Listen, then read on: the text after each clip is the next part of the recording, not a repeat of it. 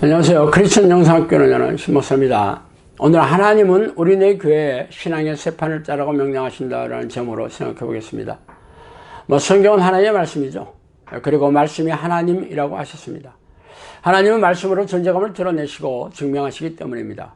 그래서 하나님이신 말씀의 토대 위에 교회가 세워졌죠. 그래서 우리네 교회는 말씀의 토대 위에 굳건하게 세워져 있습니까? 만약 그랬다면 코로나 바이러스를 통해 지금의 교회를 무차별하게 공격하도록 하나님께서 허락하셨을 리가 만무하겠죠.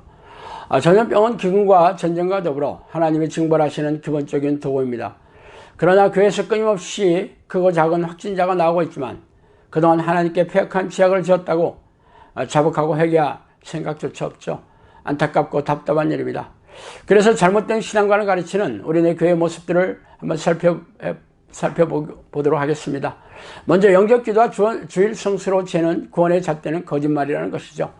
우리네 교회는 성경을 자의적으로 해석한 교단 신학자들의 주장을 가르치고 있어요. 그 중에서 가장 중요한 잘못이 구원관에 대한 가르침입니다.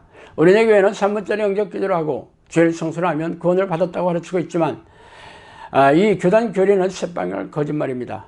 그러나 성경 곳곳에서는 이러한 구원관에 배치되는 말씀들이 적지 않아요. 예수님은 물과 성령으로 거듭난 성령의 사람만이 천국에 들어갈 수 있다고 선포하셨으며 죄와 싸우고 죄를 부추기는 귀신들과 싸워 이기는 자들만이 생명책에 이름을 기록하겠다고 선언하셨습니다. 육체의 사람에서 성령의 사람이 되었다면 성령의 증거와 변화, 능력과 열매로서 이를 증명해야 할 것입니다. 성령이 누구십니까? 전지전능한 하나님이시잖아요. 그러나 작금의 어린애 교회처럼 무능하고 무기력한 교회가 또 어디 있습니까? 하찮은 코로나 바이러스 앞에서도 한없는 무능한 민낯을 보이고 있죠. 또한 우리네 교회에서 죄에 대한 설교도 없고 귀신의 존재와 공격에 대해 가르치는 목사들도 없어요. 이미 구원을 받았는데 교인들이 듣기 싫어하는 죄에 대해 설교하는 것을 꺼려하고 귀신 이야기만 하면 입을 틀어막는 목사들이 어떻게 교인들에게 이기는 자가 되는 법을 가르치겠어요. 하나님은 당신이 초청한 모든 백성들을 천국에 들이시기를 원하십니다. 그러나 우리네 교회 목사들이 천국문 앞에서 교인들을 막아서고 있는 것을 참아 볼 수가 없어 코로나 바이러스를 보내신 것입니다. 두 번째, 예배의식을 성경적인 예배라고 가르치며 자기 확신을 성경적인 믿음이라고 가르치고 있다는 것이죠. 우리네 교회에서 가장 심혈을 드리는 게 바로 예배의식을 거행하는 것입니다. 그래서 일주일이면 수많은 교회에서 예배의식이 드려지고 참석을 강요받죠. 성경에서 말하는 예배는 우리가 하나님이 기뻐하시는 제물의 삶을 사는 것이지 교회의 관행으로 내려오는 예배의식에 참석하는 것은 아니에요. 말하자면 하나님의 자녀는 예배의 도구가 되는 것이지 예배의 참석자가 되는 게 아니라는 말씀이죠. 그러나 삶의 현장에서 하나님이 기뻐하시는 삶을 사는 것에는 관심이 없으며 교회에 모여 예배의식을 드리고 교인들끼리 모여 커뮤니티를 이루고 있는 종교인들로 만들고 있을 뿐입니다. 또한 성경적인 믿음은 자기 확신이 아니라 하나님께서 인정해 주시는 것이죠. 그래서 예수님은 겨자씨만한 작은 믿음이라도 기적이 일어나며 믿음의 사람은 기도응답이 신속하게 내려온다고 약속하셨어요. 이렇게 성경대로 가르치고 훈련하고 있지 않기 때문에 하나님이 외면하고 떠나신 이유입니다. 세 번째는 하나님을 만나는 법을 가르치지 않는다는 것입니다. 하나님을 만나는 통로는 기도와 말씀이죠. 그러나 우리네 교회는 개인적으로 하나님을 만나는 기도와 말씀의 훈련을 시키지 않아요. 대부분의 교인들이 규칙적으로 기도하지 않으며 목사들도 하루에 30분조차 기도하지 않는 게 우리가 마주한 차가운 현실입니다.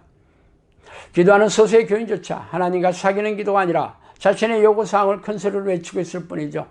또한 성경 지식을 쌓아두는 성경 공부는 열심히 하고 있지만 성령과 교제하는 기도가 없는 성경 공부는 성경 지식을 이해하여 머리에 쌓아둘 뿐이지 성령이 주시는 깨달음으로 가슴에 새겨 성경대로 살게 하지는 못해요.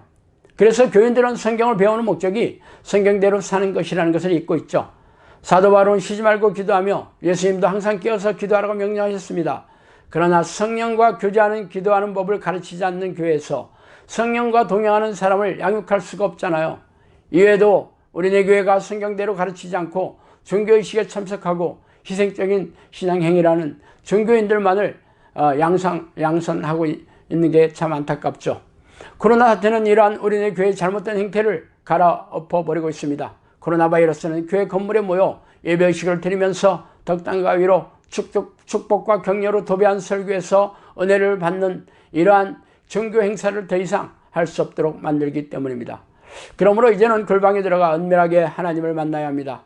쉬지 않고 하나님의 이름을 부르며 전심으로 성령이 내주하는 기도로서 하나님을 간절히 찾아야 합니다.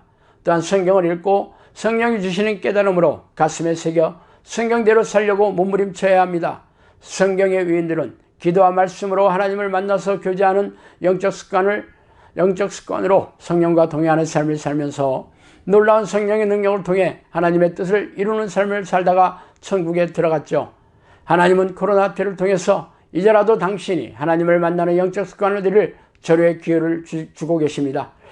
어차피 이제는 교회에 나가서 현장 예배를 드리고 교인들과 교제하며 각종 교회 행사를 하면서 자기 만족의 신앙생활을 할 수가 없게 되었습니다.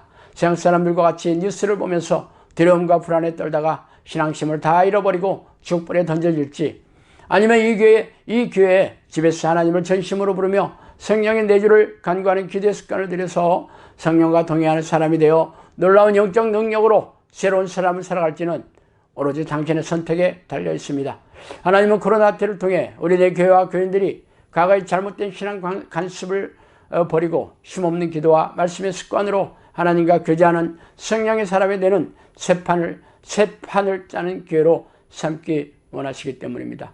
자, 오늘은 여기까지 하겠습니다. 감사합니다.